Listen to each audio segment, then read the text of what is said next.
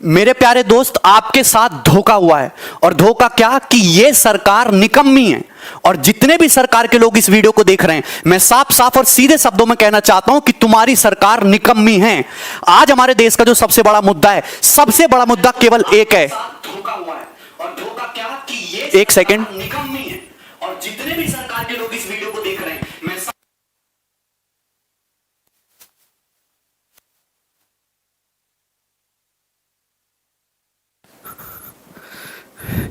इस समय भारत में, आवाज आ रही है मेरी? इस समय भारत में 10 करोड़ से ज्यादा लोग किसी ना किसी तरीके की बेरोजगारी से जूझ रहे हैं। 2 करोड़ से ज्यादा लोगों की नौकरियां केवल और केवल इस कोरोना के टाइम में गई। 50 लाख से ज्यादा लोगों की नौकरियां केवल और केवल इस जुलाई के महीने में गई। अगर मैं कहूं कि चुनाव का नामांकन आज किया जाए, 2 साल बाद चुनाव कराया जाए, 1 साल बाद चुनाव का रिजल्ट आए और चुनाव में गड़बड़ी के कारण 3 साल कोर्ट में मुकदमा चलता रहे और उसके बाद कोर्ट उस चुनाव को निरस्त कर दे, तो सरकार में बैठे लोगों को और नेताओं को कैसा लगेगा? जो आपको फील होगा, सेम ऐसा फील इंडिया का हर एक स्टूडेंट, कॉम्पिटिटिव एग्जाम की तैयारी करने वाला, चाहे वो रेलवे की तैयारी करता हो, चाहे एसएससी की तैयारी करता हो, चाहे आरआरबी की तैयारी करता हो, एनटीपीसी की तैयारी करता हो, डेली ये गम लेके जीता है। आज हमारे देश का जो सबसे बड़ा मुद्दा है वो केवल और केवल बेरोजगारी है। स्टूडेंट मुझसे पूछते हैं कि सर टियर 3 2018 का रिजल्ट कब आएगा, डिस्क्रिप्टिव का रिजल्ट आएगा? मैं क्या बोलूं? मैं बोलता हूं 2 महीने बाद आ जाएगा भाई, 3 महीने बाद आ जाएगा। लेकिन अगर एसएससी से बात पूछोगे तो एसएससी जवाब देगी, भैया 2-3 महीने तो बहुत कम टाइम है, कम से कम 4-5 साल का टाइम तो दे। 4-4 5-5 साल तक बच्चे अटके हुए हैं। मैं आपको डाटा दिखाता हूं। 2018 की सीजन की बात करते हैं। नोटिफिकेशन आया मई में 2018 में, मई 2018 में आया। बच्चे ने जनवरी 2018 से तैयारी शुरू किया होगा कम से भी कम। ऑनलाइन एग्जाम जो एप्लीकेशन है वो 5 मई से भरा गया। प्रीलिम का पेपर हो गया, मेंस का पेपर हो गया 11 सितंबर 2019 को। बहुत बढ़िया बात है, बच्चे खुश हैं। उसके बाद डिस्क्रिप्टिव का पेपर हो, महिमा सुनिए, 29 दिसंबर को। आज तक डिस्क्रिप्टिव के रिजल्ट का पता नहीं है। पूरा साल बीतने को तैयार हो गया। भगवान जाने कब सीपीटी टेस्ट होगा, कब डॉक्यूमेंट वेरिफिकेशन आएगा और कब ज्वाइनिंग होगी। एक नौकरी पाने के लिए 4-4 5-5 साल इंतजार करना पड़ रहा है। आपका एग्जाम का रिजल्ट तो बहुत जल्दी आ जाता है, आपके काम के मुद्दे तो 1 हफ्ते में निमट जाते हैं, और बच्चे यहां पे 4-4 5-5 साल तक एक नौकरी पाने के लिए जूझ रहे हैं। और वो आंदोलन करते तो पुलिस उन पे लट्ठे बरसाती है, उनको भगा देते हैं वहां से। मैं एक और बात दिखाता हूं। आप देखिए railway exam NTPC group D का 1 मार्च 2019 को नोटिफिकेशन आता है। बंपर वैकेंसी आते हैं 90,000 से ज्यादा, लगभग 1 लाख वैकेंसी आती हैं। और ये भी पता है ये चुनावी लॉलीपॉप है कि चुनाव से पहले बच्चे दिखाएंगे, बच्चे खुश, अब तो रेलवे में नौकरी करेंगे, जिंदगी आसान से गुजरेगी। 2.5 करोड़ से ज्यादा फॉर्म उसमें जाते हैं। 500 रुपए फीस ले लेते हैं एक बच्चे से कि 500 रुपया हमको फीस दे दो और 100 रुपया केवल एग्जाम फीस है, 400 रुपया सब्सिडी की तरह आपके अकाउंट में वापस आ जाएगा।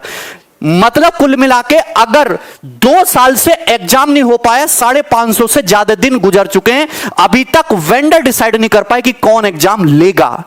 अगर तुमको चुनाव के लिए फंड इकट्ठा करना था, चंदा मांग लेते, हर आदमी चंदा दे देता।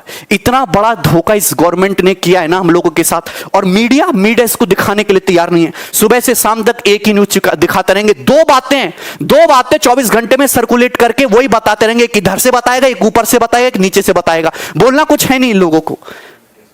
ठीक है, देखो ये मैं तुम्हें वैकेंसी का ट्रेंड दिखाता हूं हमारी गवर्नमेंट आने के बाद।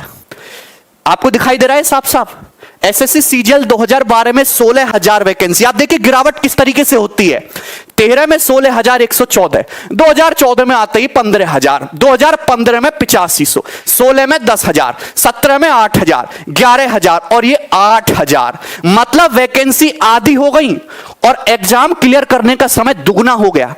आईबीपीएस पीओ की वैकेंसी देखो 2013 से लेकर 2020 तक, अरे 21,000 वैकेंसी से 1200 वैकेंसी तक गिर गए तुम। और लोग कहते हैं वाह मोदी जी वाह। हम नौकरी की बात करते हैं तो कुछ लोग कहते हैं, गवर्नमेंट के सपोर्टर कहते हैं ये साला नौकरी मांग रहा है, ये एंटी नेशनल है, अर्बन नक्सल, इससे हिंदू खतरे में, इसको जेल में डालो। भैया हम नौकरी मांग रहे, जो भी मुद्दे हैं आप करते रहो साइड बाई साइड, हम एंटी नेशनल नहीं है। राजद्रोह और देशद्रोह में बहुत फर्क होता है मेरे भाई। हमको नौकरी चाहिए।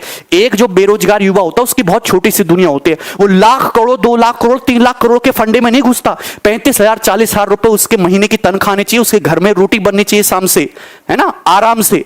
उसके पास इतने ही सपने होते हैं। इस सपनों को उससे छीनने की कोशिश मत करो भाई। और गवर्नमेंट ने अभी लॉलीपॉप दे दिया आपको सीटी का, कितनी भी अच्छी योजना सही, इसका कोई फायदा नहीं है। हमें सीटी नहीं चाहिए, हमें एक ऐसा कमीशन चाहिए जिससे एग्जाम जल्दी हो, 1 से 1.5 साल में सारी प्रक्रिया खत्म करके हमारे हाथ में नौकरी और तनख्वाह दे। हमें ऐसा कमीशन चाहिए। सीटी से बढ़िया यह होता कि जिन बच्चों का सीएचएसएल का पेपर अटका हुआ है, एनटीपीसी आरआरबी अटका हुआ है, एमटीएस लटका हुआ है, सीजीएल मेंस नहीं हो रहा टाइम से, आने वाले पेपरों का कुछ अता पता नहीं है, कि इन रुके हुए पेपर को जल्दी करा के बच्चों की ज्वाइनिंग दे। आपके पास पैसा नहीं है देने के लिए, तनख्वाह देने के लिए पैसा नहीं, तो साफ साफ बोल दो कि हम तो भिख मंगे, हमारे पास कुछ नहीं है तुम्हें देने के लिए। आप गवर्नमेंट जॉब खत्म कर दो, आप गवर्नमेंट जॉब खत्म कर दो, बाकी 2024 के चुनाव में हम लोग देख लेंगे, हम अपने हिसाब से देख लेंगे तुम्हें। फिर आप कुछ बोलते नहीं हो, सीधा सीधा सब छुपाए चले जा रहे हो। देखिए, ये हर एक स्टूडेंट की लड़ाई है और आपको खुद ही लड़नी पड़ेगी। तो ये एक हैशटैग है ट्विटर पे, देखो, हम भगत सिंह के जमाने से तो है नहीं कि हम सड़कों पे आके विद्रोह करेंगे, क्योंकि सड़कों पे आके विद्रोह करेंगे तो कूटे हम ही जाएंगे, हम लोग एंटी नेशनल, और हम लोगों के ऊपर उल्टे सीधे चार्ज लगेंगे। तो हम सोशल मीडिया में बहुत प्यार से और बहुत तमीज से अपनी बात रखेंगे। 1 सितंबर को 11 बजे से हम एक हैशटैग ट्रेंड करेंगे, hashtag SSC declare CGL result. जितने भी स्टूडेंट हैं, सारे के सारे स्टूडेंट, अगर 1 लाख ट्वीट होगा ना, पर डे 15 दिन तक ट्रेंड करेगा। और आप फेसबुक पे, सोशल मीडिया पे आप मेल करो SSC को, आप जो भी ऑर्गेनाइजेशन है आप उसको मेल करो, अपने फेसबुक पे शेयर करो, इंस्टाग्राम पे, ट्विटर हैंडल पे, तब जाके कुछ होगा। वरना ये चीजें ऐसी चलती रहेंगी, ये नई नई चीजें आती रहेंगी और बस एग्जाम के टाइम को टाला जाएगा। ठीक है भाई, बस एग्जाम के टाइम को टाला जाएगा और ऐसी कहानी चलती रहेगी आगे तक। ये साल के साल ऐसे ही निकलते जाएंगे और बेरोजगारी का लेवल बढ़ता जाएगा। 10 करोड़ से ज्यादा बेरोजगार हमारे देश में। बहुत सारे लोग आर्ग्यू करते हैं, पॉपुलेशन भी तो बढ़ रहा है, कितना नौकरी देगा सरकार? भाई पॉपुलेशन बुड्ढों का थोड़ा ना बढ़ रहा है, पॉपुलेशन बढ़ रहा है जवान लोगों का। हमारे पास पॉपुलेशन नहीं, हमारे पास रिसोर्सेज बढ़ रहे हैं। पहले घर में 1 आदमी कमाने वाला था, आज घर में 5 आदमी जवान कमाने वाले हैं, लेकिन वो पांचों के पांचों घर में बैठे खाली। अगर वो आदमी, अगर एक आदमी 50-50 हजार रुपया कमा के लाएगा तो 2.5 लाख रुपया महीने घर में आएगा। आप कहते हो आत्मनिर्भर बनो, आपने छोटे मोटे बेरोजगारों के सारे धंधे खत्म करवा दिए, उल्टी सीधी पॉलिसी ला के। कैसे आत्मनिर्भर बनेंगे? तुम लोग हम पे निर्भर हो, सरकार हम पे निर्भर है और हम आत्मनिर्भर बन जाएं। प्राइवेट नौकरी का पता नहीं, सरकारी नौकरी को तुम खाई गए, 5-5 साल में क्लियर हो रही, अरे 5 साल में भी क्लियर नहीं हो रहा। इस तरीके का हाल देख लो।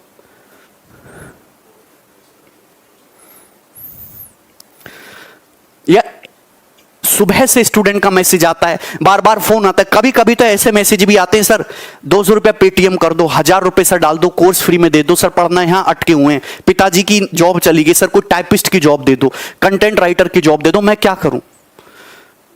क्या कर सकते हैं हम? मेरी आप लोगों से हाथ जोड़ के एक ही विनती है कि जितने भी लोग इस वीडियो को देख रहे हैं, जितने भी स्टूडेंट हैं, डेली के डेली ट्विटर पे ट्रेंड कराओ hashtag SSC CGL declare result. और इसके साथ साथ बॉयकॉट मीडिया, बॉयकॉट गवर्नमेंट। आप जो भी आपके मुद्दे, उन मुद्दों को शांतिपूर्वक देश के सामने रखो, तभी आपकी बात सुनी जाएगी। घर में बैठे बैठे तुम्हारी बात कोई नहीं सुनना जाएगा।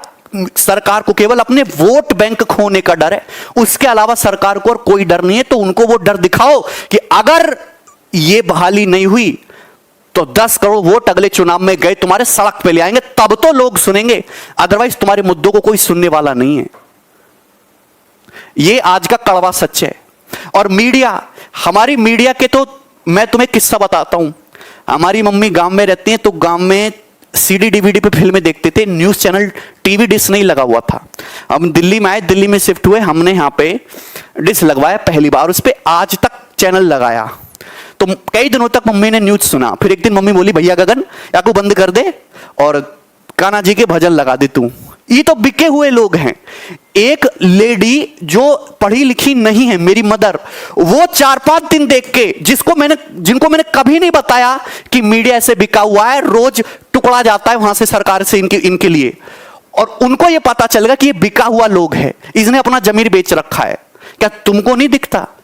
मीडिया सरकार की पॉलिसी की केवल वाहवाही करता रहता है, वाहवाही करता रहता है। मोदी जी ने किसी आदमी को 200 रुपया दान दिया तो सरकार वाले दिखाएंगे देखो कितना करारा नोट दिया है ना, कितना करारा नोट दिया, अब इससे बढ़िया खाना खाएंगे, इनकी ताकत आएगी, और उसकी इतनी गुणगान, उसकी इतनी वाहवाही कर देंगे ना कि क्या ही बताओ। और जो काम के मुद्दे हैं वो ऐसे कहीं ऐसे डुबक जाते कोई दिखता नहीं। आज दिल्ली हाई कोर्ट ने, आज या एक दो दिन पहले दिल्ली हाई कोर्ट ने मोदी गवर्नमेंट को फटकार लगाई, और फटकार में क्या सीधे सीधे शब्द बोले उन्होंने कि आपकी जितनी भी पॉलिसी हैं सब एक तरह के ढकोसला हैं और ये सरकार पाखंड से घिरी हुई है। ये दिल्ली हाई कोर्ट ने बोला, ये कोई मीडिया तुमको नहीं दिखाएगा कि ये सरकार की पॉलिसी पाखंड से घिरी हुई है। मैं क्या बोल सकता हूं? आप एसएससी कमीशन को मेल डालो, ट्विटर पे, फेसबुक पे, इंस्टाग्राम पे, सोशल मीडिया पे, यूट्यूब कमेंट पे एकदम आग लगा दो, फैला दो, जब ही तुम्हारी बात सुनी जाएगी, अदरवाइज तुम्हारी बातों को कोई सुनने वाला नहीं है। और एक बंदा अगर आवाज उठाता है ना तो उल्टे सीधे मुकदमे लगा के उसको जेल में डाल देते हैं ये लोग। तो जब तक सारे लोग मिलकर आवाज नहीं उठाएंगे ना, कुछ होने वाला नहीं है, कोई सोल्यूशन नहीं निकलेगा। सोल्यूशन साथ में आके, हाँ क्या बोलूं मैं? बोलने के लिए मेरे पास अपने देश की स्थिति पे कभी कभी रोना आता है कि हमारा देश कौन से गड्ढे में जाता जा रहा है, दिन पे दिन गड्ढे में घुसता जा रहा है और मीडिया उस पर बोलने को तैयार नहीं है। तुम हैं, कोरोना तो सभी के साथ हुआ है और दूसरे देशों में भी आर्थिक स्थिति खराब हुई है, पर वो तो भर जाएंगे। लेकिन इतना मुझे विश्वास है कि हमारी गवर्नमेंट हमको कोरोना से नहीं उभार पाएगी कभी भी। 2,35,000 करोड़ का तो लोन लेने वाले राज्य, जिससे कि जो लोग ऑलरेडी सरकारी नौकरी में हैं, जो काम चल रहे सरकारी, वो चलते रहें स्मूथली। चलते हुए काम को कंटिन्यूअस रखने के लिए इतना बड़ा लोन लेना पड़ रहा है। और तुम ये बताओ कि सरकार इतनी बेकार हो चुकी है कि वो कैसे नए लोगों को रिक्रूट करेगी और कैसे उन पे इन्वेस्ट करेगी, कैसे उनको ट्रेनिंग करा के उनको काबिल बना के तब तनख्वाह देगी। उसमें तो सरकार का इन्वेस्टमेंट जाएगा। आप जेईई नीट का पेपर तो बड़ा अच्छा करा ले रहे हो हैं, क्योंकि उससे गवर्नमेंट को प्रॉफिट होता है। जिनमें सरकार को पैसा देना पड़ रहा है, नौकरी देना पड़ रही है, वो 3-3, 4-4, 5-5 साल तक अटके पड़े। 3 साल तो मिनिमम टाइम है, 7-8, 8-8 साल से लोगों की नौकरियां अटकी पड़ी हैं। सीटीई ये लागू होने से पहले जितनी भी भारत में भर्तियां रुकी हुई हैं वो सुलटा दो, उसके बाद सीटी लाओ धड़ल्ले से। या तो उम्मीद दो मत, और उम्मीद दो तो भैया उस पर खरा उतरने का एक बार मौका भी दो। या तो उम्मीद दो मत, उम्मीद नहीं दोगे तो अगले चुनाव में हम तुम्हें देख लेंगे। ठीक है, तो इस वीडियो को ज्यादा से ज्यादा शेयर करो, ट्विटर पे शेयर करो, केवल और केवल ट्विटर पे हर किसी को इसमें टैग करो और भैरी सरकार के कानों में ना बम फोड़ो, तब जाके उनको सुनाई देगा। तुम्हारी बातों को कोई नहीं सुनने वाला, कोई अहमियत नहीं है, डिस्कशन भी नहीं होता तुम्हारा। मन की बातों में बेरोजगारी का डिस्कशन भी नहीं हुआ, मुद्दे ही अलग हैं। बोला था कि हर साल 2 करोड़ नौकरियां आएंगी, हर साल 2 करोड़ से ज्यादा नौकरियां गई हैं, आई नहीं है। चाहे वो प्राइवेट प्लस गवर्नमेंट मिला के बात कर रहा हूं, डाटा है ये।